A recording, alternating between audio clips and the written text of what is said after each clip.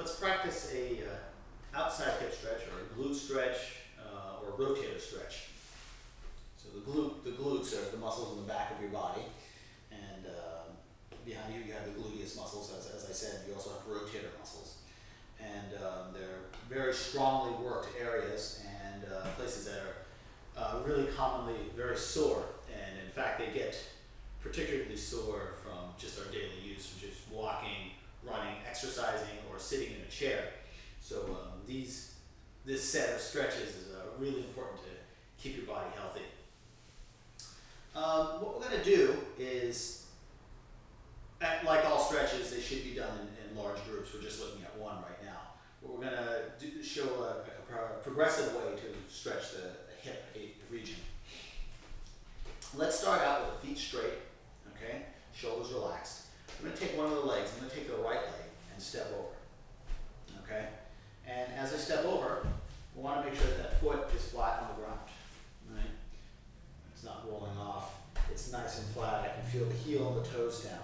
And I also want to make sure that my hips are down, right? I'm on my sit bone, so I didn't bring this leg up, right, and then roll off the floor. I'm still sitting comfortably. And then I'm just going to grab onto it. I'm going to hug onto it, grab onto it with 2 hands, and bring it comfortably in towards my center. Right? Bring it right into the center. Okay. Now, after I do that, I'm going to let go and hold my hands together. So I'm clamping put my palms together, or just hug onto the knee or hug onto your arm, however you like, and pull the knee into the center of your body. And after you pull your knee to the center of your body, lift up, right? Lift up. And I'm lifting up because I want to rock the hip forward. See, right?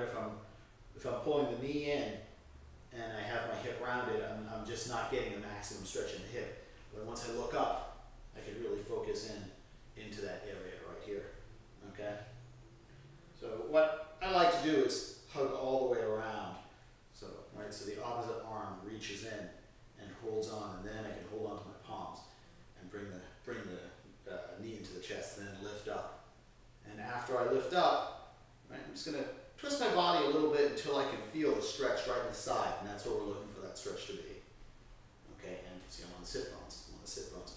If you're incredibly flexible, you might not feel this particular position as much, and I'll go into other stretches for that as well. Now from here, right after I have a good position and I'm feeling comfortable, I'm going to take this leg and turn that in if I can. So I'm bringing that all the way into the side.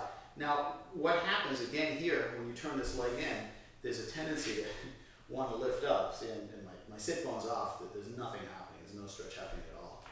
Right? I'm on the sit bone right here and I'm pulling this leg in. I can adjust the other leg by pulling that even closer. Right? And once I have this hugged in, now I'm going to turn. But the key of the turn, it's not to twist the shoulders. So I'm not thinking about rotating my back so much. It's to get the hip stretching. So I need to get my belly into the thigh and the chest into the knee, lifting up high on the sit bones, and then twisting and looking over my opposite shoulder. I can really feel that. And you choose the hand position. I mean, I showed you that elbow over hand position, but the concept of the stretch is more important than the exact way that I'm doing it here. All right, and now I'm on the sit bones. And now from here, I'm going to take a nice breath in. Exhaling. Rotate to the side even more. Really getting a nice stretch into that side of the hip. Okay, and then of course I will do the same thing after I hold that position for a few minutes, or 30 seconds, so a few minutes. I'm going to do the same thing to the other side. Foot down, find my position on the sit bones. Right, I can even lift that other foot up to get a better stretch. And if I'm comfortable, tuck in. And as I tuck in, right, making sure sit bones are down, lifting up. Right, and then you can find, I can rock a little bit to find the position, or you can even circle around in that area a little bit, just so you can make sure you get every little piece of rotators and the different gluteal muscles. And you do the same thing, 30 seconds to a couple minutes.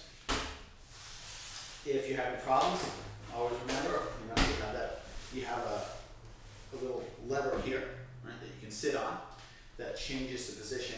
It really helps you get forward a little bit more. If your hips are really tight, you might feel like you're having a hard time sitting down regularly. So So sitting on an object really does help out. And I can do all the same stretches that I was doing before from here, right?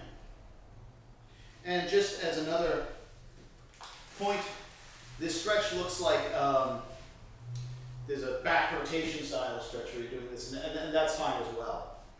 And that's fine as well. You can add it in or incorporate it into that stretch. But the key is for what we're doing right now is to really focus on the hips. So, you know, as opposed to turning to give my back that little pop, I'm trying to get the stretch right in my hip. Right? And once you do that, you know, then you can add the other pieces in. But that's really the main element that you want to look at.